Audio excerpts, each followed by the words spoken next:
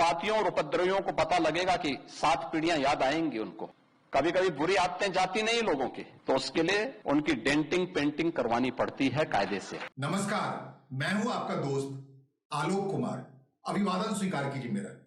आज बात करते हैं उत्तर प्रदेश की। उत्तर प्रदेश के मुख्यमंत्री योगी आदित्यनाथ की, जिनको लेकर तमाम तरीके का अटकलों का बाजार गर्म है। भारतीय जनता पार्टी के अंदर गहमा गहमी है। योगी आदित्यनाथ के भविष्य में इस्तेमाल को लेकर के काफी चर्चाएं हैं, अलग अलग तरीके की चर्चाएं हैं। पहली चर्चा तो ये है कि क्या अगले साल उत्तर प्रदेश के चुनाव के समय योगी आदित्यनाथ के चेहरे को लेके ही तीसरी बार सरकार बनाने के लिए भारतीय जनता पार्टी की ओर से बैटिंग की जाए, या दूसरा पहलू जिसकी बड़ी गंभीरता से बात हो रही है, नितिन नवीन जो नए अध्यक्ष बने हैं, निर्वाचित अध्यक्ष हैं, उनकी राष्ट्रीय टीम की घोषणा होनी है।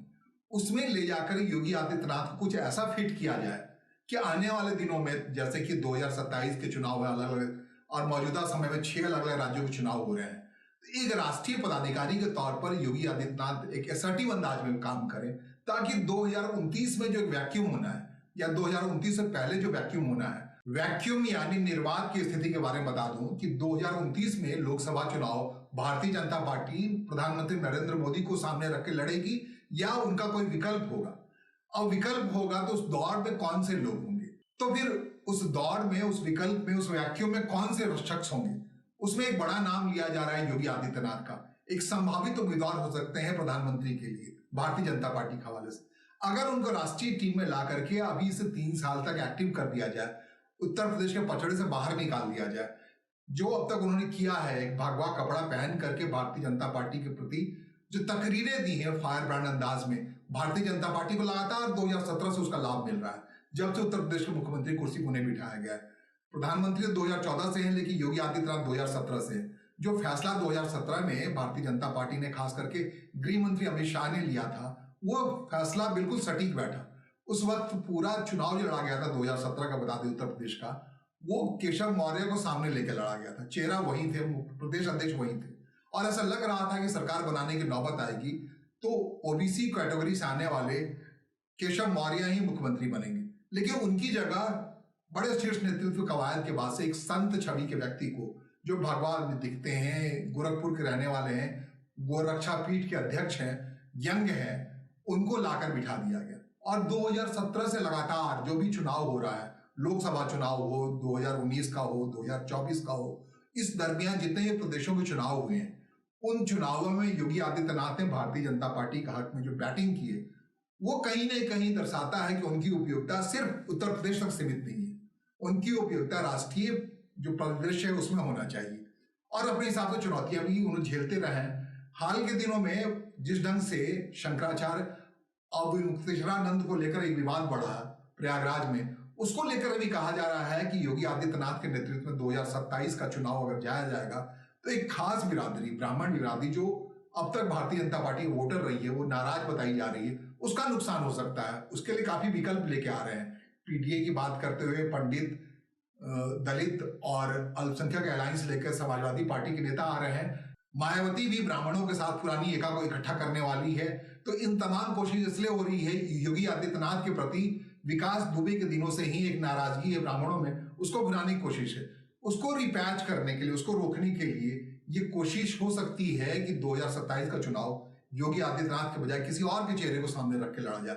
किसी और, क्या केशव मौर्य हो या तमाम लोग हो, ओबीसी कैटेगरी के जो चले हुए पत्ते हैं, उन्हीं पत्तों को सामने किया जाए, उस हिसाब से चुनाव लड़ा जाए। इस बात की बड़ी गंभीरता से बातचीत हो रही है, और योगी आदित्यनाथ की उपयोगिता केंद्रीय टीम में लाके किया जाए, बिल्कुल मजबूत कर दिया जाए नितिन नवीन के उस हाथ को। जिस हिसाब से जेपी नड्डा हुए थे कभी, तो साथ साथ मिलकर योगी आदित्यनाथ और नितिन नवीन अगले चमत्कार करने में लग जाएं। 2027 का यूपी का चुनाव है, पंजाब का चुनाव, उत्तराखंड का चुनाव है, उससे पहले बंगाल का चुनाव है, असम का चुनाव है, तमिलनाडु का चुनाव है, केरल का चुनाव है। ये बहुत महत्वपूर्ण चुनाव है। लोकसभा की नजर से आप देखें तो, लोकसभा की सीटों की संख्या के हिसाब से देखें तो इन राज्यों में वहां सरकार होना बहुत जरूरी है। भारतीय जनता पार्टी ये समझती है, और इस जरूरत को पूरा करने में एक महत्वपूर्ण भूमिका हो सकती है योगी आदित्यनाथ की। राष्ट्रीय अध्यक्ष तो नहीं बने, राष्ट्रीय अध्यक्ष उनकी जगह बन गया है नितिन नवीन। नितिन नवीन के साथ लगाया जाए, एक कद्दावर स्थिति में उनको लगाया जाए, ताकि बड़े प्रभावी और असर्टिव अंदाज में दो यूथ भारतीय जनता पार्टी के तकरीरों को ठीक से हैंडल करते हैं और खास करके जिस ढंग से प्रधानमंत्री नरेंद्र मोदी को लेकर तमाम अटकलें हैं, कह रहे हैं 2027 या 2029 में प्रधानमंत्री जगह छोड़ेंगे, स्पेस देंगे, यूथ को जगह देंगे, तो वो यूथ का कौन सा चेहरा होगा, कौन भरेगा उसे? क्या अमित शाह होंगे जो अभी पावर सेंटर दूसरे नंबर पे? इस बात को भी कहा जा रहा है कि अमित शाह भी गुजरात से, प्रधानमंत्री नरेंद्र मोदी भी गुजरात से, तो ये बातें फिट नहीं बैठेगी। जाहिर तौर पे राष्ट्रव्यापी चरित्र के नेता, कहने को तो प्रधानमंत्री नरेंद्र मोदी बनारस के एमपी हैं, लेकिन मौलिक तौर पर तो है ही गुजरात के मुख्यमंत्री थे, तब उन्होंने सेंटर में आए, तो उनके रहते हुए फिर अमित शाह को वहां से लाया जाए, इस बात की तकरार है, जो कुछ भी कह सकते हैं भारतीय जनता पार्टी। उस स्थिति में योगी आदित्यनाथ एक चेहरा है भावी प्रधानमंत्री के उम्मीदवार के तौर पर, बार बार लोग कह रहे हैं और कह भी रहे हैं इस रेस में अपने हिसाब से। दूसरा नाम जो लिया जा रहा है बेहतर चेहरे के तौर पे, वो है राजस्थान की डिप्टी चीफ मिनिस्टर दिया कुमारी का। दिया कुमारी, योगी आदित्यनाथ और नितिन नवीन मिलकर के भविष्य बताया जा रहे हैं भारतीय जनता पार्टी के, और यही अटकलों के मामले में कहा जा रहा है, गंभीरता से कहा जा रहा है। अब जिस मोड़ में भारतीय जनता पार्टी खड़ी है, प्रधानमंत्री नरेंद्र मोदी को अपने मंत्रिमंडल को नया आकार देना है, नया स्वरूप देना है, और उसके साथ साथ जो लोग मंत्रिमंडल में शामिल होने से रह जाएंगे केंद्रीय मंत्रिमंडल में, उनको राष्ट्रीय जो केंद्रीय नेतृत्व है भारतीय जनता पार्टी का, उस संगठन में शामिल किया जाना है।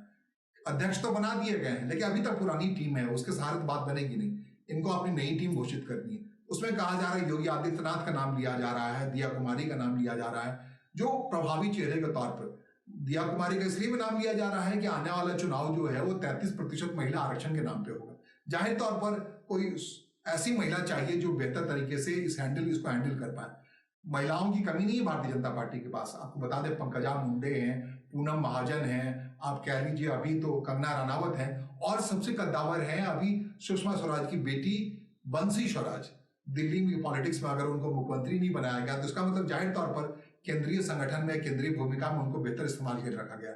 और महिलाओं की अहमियत बढ़ने वाली आने वाले राजनीति में, जिस ढंग से यूथ की अहमियत बढ़ने वाली है, जो नेक्स्ट जेन कैरेक्टर के तौर पर भारतीय जनता पार्टी ने डेवलप कर लिया अपना, उसमें नितिन नवीन के तौर पे तो कह रहे हैं जो बदलाव हो रहा है भारतीय जनता पार्टी के अंदर, बदलाव की चरमराहट दिख रही है, उसमें रिप्लेसिंग की बात हो रही है लगातार। योगी आदित्यनाथ को कैसे रिप्लेस किया जाए, योगी आदित्यनाथ को कैसे अपग्रेड किया जाए? क्या मुख्यमंत्री कुर्सी पर रखकर ही योगी आदित्यनाथ से यह अपेक्षा की जा सकती है कि वो आने वाले दिनों में अगर वैकेंसी बन रही है प्रधानमंत्री नरेंद्र मोदी के पॉलिटिक्स से रवानगी की, तो उसमें एक बेटर प्लेस ले सकते हैं योगी आदित्यनाथ? ऐसा संभव है क्या?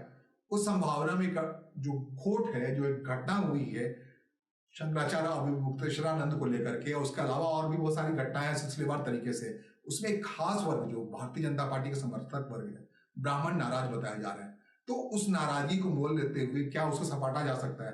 ब्राह्मणों को नाराजगी का मोल लेने, उसको सैचुरेट करने की कोशिश बहुत पहले की थी प्रधानमंत्री नरेंद्र मोदी ने, जब एन शर्मा को उन्होंने, जो उनके पीएस होते थे, उनको उन्होंने उत्तर प्रदेश की राजनीति में भेजा था, इस लिहाज से भेजा था उनको कैबिनेट मंत्री रखा जाएगा, उनकी उपयुक्तता की जाएगी, और आने वाले दिनों में उन्हें प्रधानमंत्री की ओर से एक पैरवीकार के तौर पर मुख्यमंत्री कुर्सी पर लाके बिठाया जाएगा। लेकिन लगता है एन शर्मा वहां बिल्कुल वो चल नहीं पाए, एक ब्यूरोक्रेट पॉलिटिक्स में उस हिसाब से नहीं चल पाया, या फिर उनका काम बड़े कायदे से योगी आदित्यनाथ ने कर दिया किनारे रखकर।